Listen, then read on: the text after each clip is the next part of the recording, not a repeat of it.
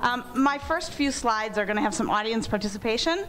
So when it says me, I'll say the lines. When it says you, you should say it, but only when you see it say you. Ready?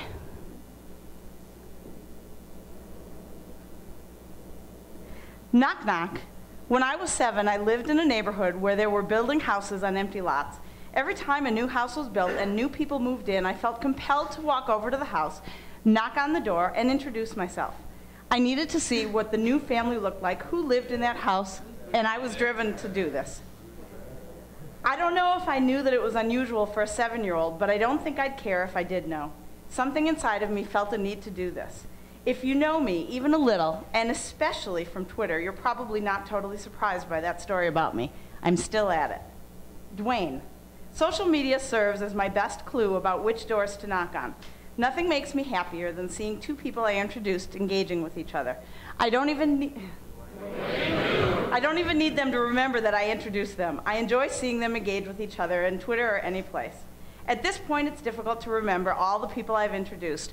And just a few weeks ago, a friend told me that when we first started tweeting with each other, I introduced her unknowingly to a nonprofit organization she thinks has actually saved some of her clients' lives. Okay, the punchline. Dwayne the Tub, I'm drowning. So what made me do this at 7? How did I think to knock on the door that first time? I didn't see my parents reaching out to people that way. Why did I do something that is so out of alignment with what most little girls do? I'm pretty sure I was born this way. So what was and is it about connecting with people that is so attractive to me? Maybe I needed to escape from my family by going to other people's houses, and the habit stayed with me. Or perhaps I'm a social climber, always looking for that next person who will be my key to high society. Obviously, neither of those explanations is correct. What drives me to connect? I'm behind the slides. What pushes me to keep reaching out to more people? Passion. That extreme drive to do something and to have an endless supply of energy to keep at it, regardless of obstacles.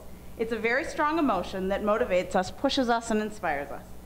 So what's the big deal about passion? We have passion fruit and Passion of the Christ, which brought out a whole lot of passionate debate after that movie. And if you do a Google search of just the word passion, you get information that may really not be something you want to find. There are some very strong feelings about passion. It seems appropriate. I like this quote by Frederick Amieli. Without passion, man is a mere latent force and possibly like the flint which awaits the shock of the iron before it can give forth its spark. So passion is like a spark that makes things happen. It creates a world of possibility. I believe everyone is passionate about something, but not everyone is aware of what that is. We've convinced ourselves there is a path we need to go down to earn lots of money, and to buy lots of stuff. Parents have preconceived ideas of who their children should be, and perhaps unknowingly shut down their children's pursuit of passion. Holy crap. Jobs for Youth helps low-income 17 to 24-year-olds with job training and ultimately finding a job. I help with their branding workshop, and I teach networking and volunteering while job seeking. I ask people in the group what they're passionate about. I describe for the group what it looks like when someone is speaking with passion. We've all seen it. They usually have a smile, their eyes twinkle, and they have a lot to say. Sometimes I have to push them, but even the shyest and most introverted talk about their passion. But why do I think passion is so important? I like this quote by T. Ellen Armstrong.